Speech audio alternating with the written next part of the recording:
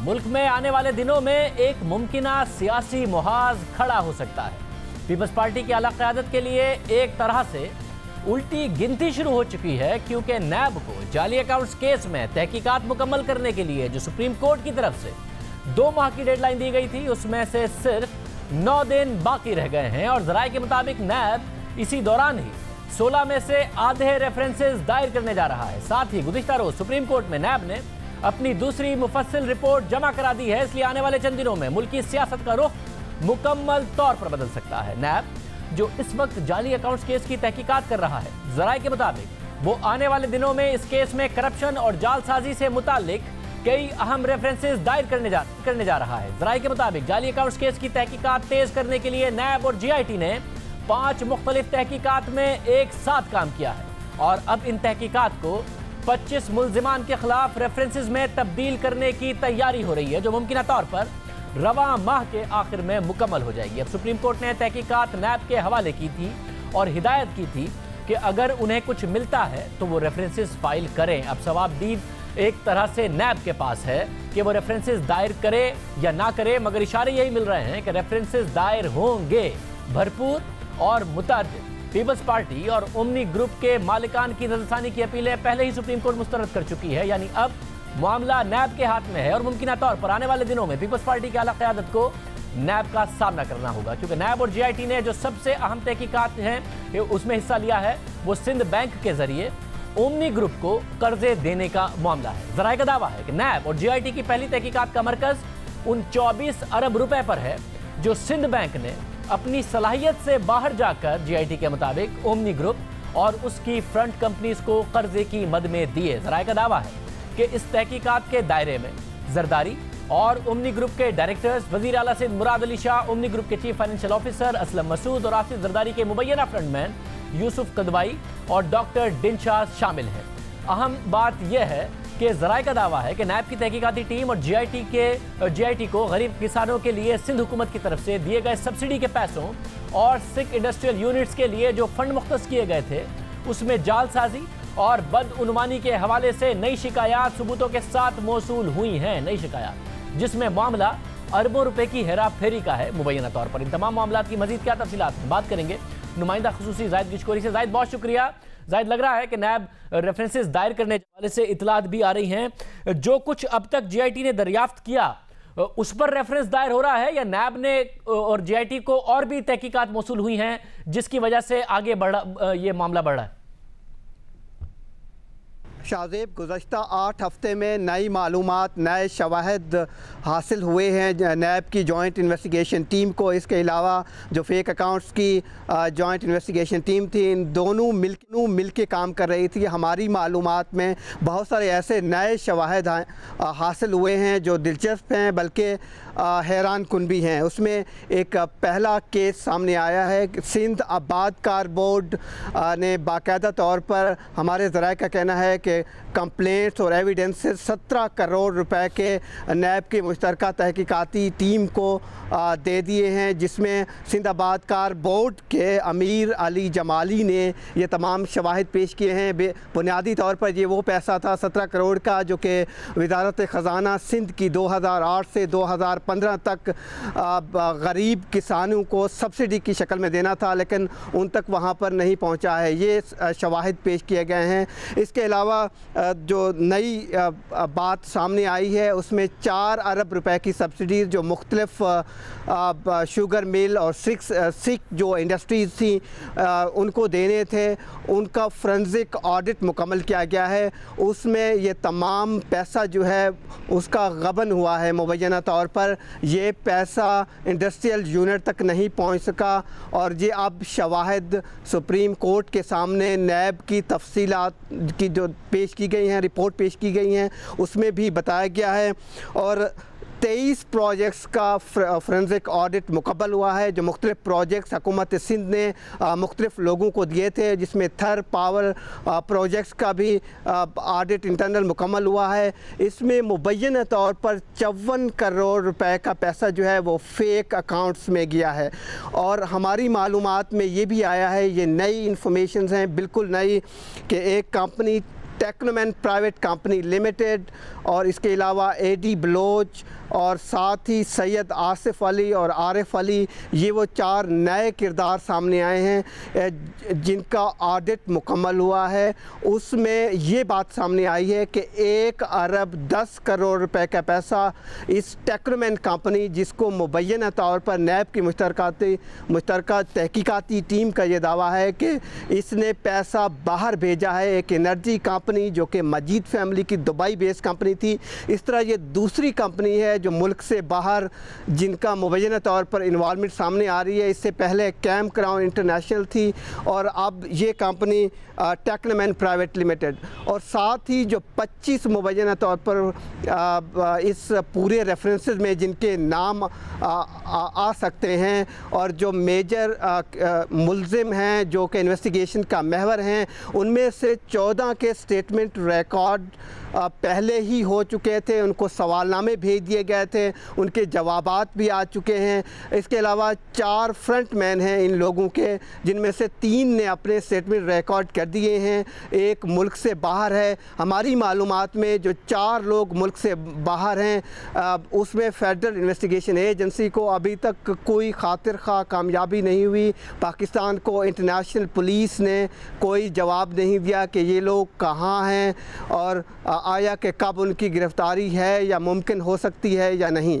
और साथ ही ये मैं आपको मालूमात देता चलूँ कि नैब आने वाले चंद दिनों में 6 से 8 रेफरेंसेस जिनकी फास्ट ट्रैक इन्वेस्टिगेशन की बुनियाद पे इन्वेस्टिगेशन मुकम्मल हुई है और रेफरेंसेस फाइल कर दिए जाएंगे। सुप्रीम कोर्ट को तफसीली रिपोर्ट में जो कि कल पेश की गई थी, ये भी बताया गया है कि कुछ ऐसी इन्वेस्टिगेशंस हैं 5 मुख्तलिफ ज़ावियों से इन्वेस्टिगेशन कर रही है नैब की मुश्तरका तहकीकाती टीम और JIT जो कि फ़ेक अकाउंट्स की थी। उसके लिए टाइम चाहिए, कम से कम 3 महीने का और दौरानिया चाहिए, जिससे ना सिर्फ 16 रेफरेंसेस मुकम्मल होंगे बल्कि ये एक पॉसिबिलिटी है कि इन रेफरेंसेस की तादाद कहीं 25 से ज़्यादा हो जाएगी। ये सुप्रीम कोर्ट ऑफ पाकिस्तान के सामने रखा गया है। बताइएगा कि ज़ाहिर है सिंध में ब्यूरोक्रेसी पे कुछ गिरफ्तारियां भी हुई हैं, इसके अलावा आपके ज़राए क्या बताते हैं? ब्यूरोक्रेसी ताउन कर रही है या ब्यूरोक्रेसी से कुछ मजीद इंफॉर्मेशन उन्हें मिली है इन तमाम केसेस के हवाले से? शाज़ेब, ये वो सवाल था जो गुज़श्ता 2 महीने से हम ढूंढने की कोशिश कर रहे थे। बिल्कुल ऐसा है, हमारी मालूमात में 36 ऐसे सर्विंग ऑफिसर्स हैं हुकूमत सिंध के, जिसमें से 12 अब रिटायर भी हो चुके हैं। उन्होंने ना सिर्फ इन दोनों टीमों को जो मुश्तरका तौर पर कराची में नैब की टीम और JIT जाली अकाउंट्स की अपने स्टेटमेंट रिकॉर्ड करवाए हैं, बल्कि रज़ाकराना तौर पर 8 ऐसे अफसर हैं जिन्होंने तमाम सबूत और ये जो कैप्चर ऑफ इंस्टीट्यूशन था, एक पूरा चैप्टर है JIT की रिपोर्ट में, उन्होंने बताया है, तफसीलात बताई हैं, स्टेटमेंट रिकॉर्ड करवा के कि किस तरीके से ये सिस्टम 12 साल से यरगमाल हो रहा था। तो ये पहली पेशरफ्त है। पहले ब्यूरोक्रेसी मालूमात और दावा किया जा रहा था JIT की तरफ से कि उनको रिकॉर्ड नहीं मिल रहा है। ये पहली दफ़ा ऐसा हमारे सामने मालूमात आई है। हमें ज़राए ने बताया है कि तकरीबन 3 दर्जन के करीब ऐसे अफसर हैं, ऑफिसर्स हैं, जिसमें सबसे इम्पॉर्टेंट गिरफ़्तारी एक 21 ग्रेड के अफसर की आफ्ताब मेमन की है, जो इस वक्त नैब की कस्टडी में हैं, जिनको तमाम तर लैंड का रिकॉर्ड जो कि जितनी ज़मीनें मुबैना तौर पर सिंध में कैप्चर की जाती रही हैं, या तो वो पहले रिहायशी ज़मीनें थीं, रेजिडेंशियल ज़मीनें थीं, उनको फिर उसमें जो कमर्शियल एरियाज़ हैं उसमें तब्दील किया गया। तो ये मुबैना तौर पर बेसिक इन्वेस्टिगेशन थी जो सामने आई है, जिसमें सबसे अहम गिरफ़्तारी आफ्ताब मेमन की है। और शायद आने वाले दिनों में मज़ीद कुछ ऐसे ब्यूरोक्रेट्स हो सकते हैं जिनकी गिरफ़्तारी की तवक्को की जा रही है, जिनका बहुत अहम रोल है इस इंस्टीट्यूशन को कैप्चर करने का। बहुत शुक्रिया। जाहिद गिशकोरी इस हवाले से तफसीलात बता रहे थे। उनके ज़राए बता रहे हैं कि रेफरेंसेस दायर होने जा रहे हैं। अब तक अहम गिरफ्तारियां भी सामने आई हैं, मगर मामला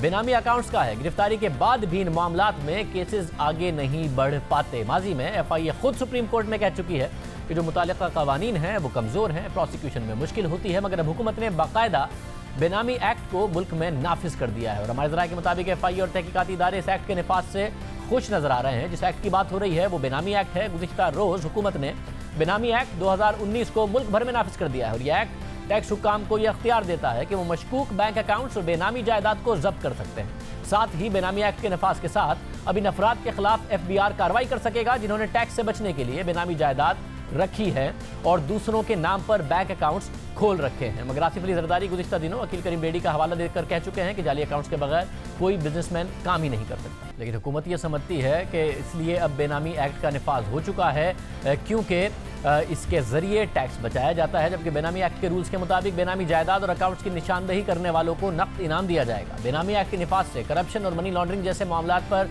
क्या असरात होंगे और क्या वजूहात एग्जैक्टली बनी है इस एक्ट को लाने की, जियो न्यूज़ के नुमाइंदे अशरफ मलखम हमारे साथ मौजूद है। अशरफ, बहुत शुक्रिया। अशरफ, क्या वजूहात बनी? ये जो जाली अकाउंट्स केस का मामला चल रहा है, इस वजह से तेजी हुई या और दूसरी वजूहात बनी ये कानून लाने की?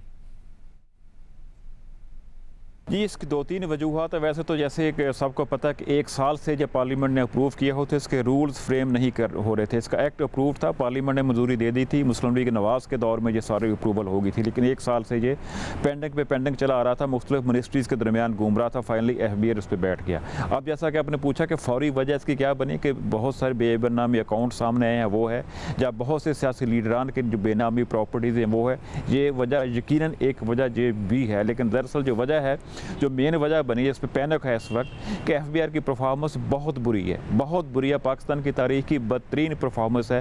पहले 8 महीनों में तकरीबन 240 अरब के लगभग पाकिस्तान का रेवेन्यू कलेक्शन का शॉर्टफॉल है। इस पैनिक में जबकि प्राइम मिनिस्टर खुद मीटिंग लेते हैं, वो समझते हैं कि FBI ही एक ऐसा टूल है जिससे रेवेन्यू कलेक्शन हो सकती है, जिसमें हमारा फिजिकल डेफिसिट कंट्रोल हो सकता है, हमारी इकॉनमी बेहतर हो सकती है। अगर वही परफॉर्म नहीं कर रहा तो क्या तरीक़ाकार इख्तियार किया जाए। इस पर जब उनको बताया गया कि एक बेनामी एक्ट पड़ा है जिसकी ये रूल्स फ्रेम नहीं हो और 1 साल से सिर्फ FBI के अफसरान उस पर बैठे हुए हैं, उसको कहीं भेजा नहीं जा रहा, तकरीबन 15 दिन पहले इस पर प्राइम मिनिस्टर ने नाराज़ होकर कहा कि फौरी तौर पर इसको एक एक्टिव किया जाए। और FBI का भी ख्याल है कि जब इस पर अमल दरामद होगा तो शायद बहुत बड़ी रकम उनको बेनामी की प्रॉपर्टी की, बेनामी अकाउंट्स की, जिसकी बेनामी की डेफिनेशन भी इसमें कर दी गई है। एक तो इमूवेबल प्रॉपर्टी जिसमें घर या प्लॉट्स वगैरह हैं, दूसरी जो इमूवेबल प्रॉपर्टी उसकी भी क्लियर दी गई। बेनामी प्रॉपर्टी में गोल्ड है, कैश है, बैंक अकाउंट्स हैं या डिफेंस सेविंग सर्टिफिकेट या प्राइस बॉन्ड, इस तरह की जितनी चीज़ें लॉकर्स में पड़ी हुई हत्ता की कुछ चीज़ें हैं, उनके बारे में भी कहा गया है, इसमें क्लियर लिखा गया है इस एक्ट के रूल्स में कि उनको भी बेनामी प्रॉपर्टी के तौर पर गिना जाएगा।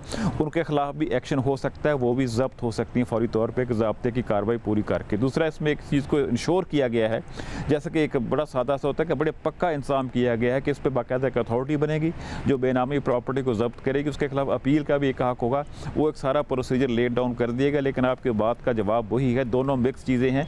एक FBI की पुअर परफॉर्मेंस, गवर्नमेंट को पैसे की बहुत ज़्यादा ज़रूरत, और इसके साथ साथ जो बड़े बड़े नाम हैं, बहुत बड़े पाकिस्तान के टॉप के पॉलिटिशियंस हैं, कुछ ब्यूरोक्रेट्स हैं, कुछ शायद कारोबारी अफराद भी हैं, उनकी FBI के पास पहले से इन्फॉर्मेशन है, उनको पता है कि कितने अकाउंट्स में पैसे पड़े हैं, कितने लॉकर्स में चीज़ें पड़े हैं, कितना गोल्ड किसके घर में पड़ा है। इनके कोई इन्फॉर्मेशन अपने इंटेलिजेंस ज़राए से इन्होंने ज़रूर इकट्ठी की हुई है। मतलब ये बताएगा तो पहले से कि इन्फॉर्मेशन इकट्ठी हुई है, मगर इतलात यही है कि ये जो स्कीम ये जो कानून लाया गया, एक्ट लाया गया, इसका जो टारगेट है वो रेवेन्यू नहीं है बल्कि मेन स्ट्रीमिंग करना है। लीगल जो चीज़ें हैं वो जाली अकाउंट्स इस्तेमाल ना हो रहे हों और ब्लैक इकॉनमी ख़त्म हो। FBI के पास इसके अलावा बहुत ज़्यादा इन्फॉर्मेशन और डेटा मौजूद है कि कार्रवाई कर सके अगर ये एक्ट आ ही गया है तो। जी, इन्फॉर्मेशन तो FBI के पास हमेशा से होती है, जो इंटेलिजेंस यूनिट है FBI के वो इस पर हमेशा काम करते रहते हैं, लेकिन उस इन्फॉर्मेशन को यूज़ करना एक मुश्किल काम होता है क्योंकि बड़े बड़े नाम उसमें आते हैं। हमारे ज़राए के मुताबिक FBI के पास इस वक्त ऐसी इन्फॉर्मेशन है कम से कम जो सिर्फ बैंक अकाउंट्स के हवाले से है कि 50 अरब रुपए के करीब बेनामी अकाउंट्स पड़े हैं जो FBI एक्सपेक्ट कर रहा है। हालांकि बड़ा मुश्किल काम होगा, एक प्रोसीजर है, इसको फॉलो करना है कि 50 अरब रुपए के बेनामी अकाउंट्स हैं। अगर FBI फौरी तौर पर एक्ट करे तो वो 50 अरब रुपये फौरी तौर पर FBI गवर्नमेंट के अकाउंट में मुंतकिल कर। बहुत शुक्रिया।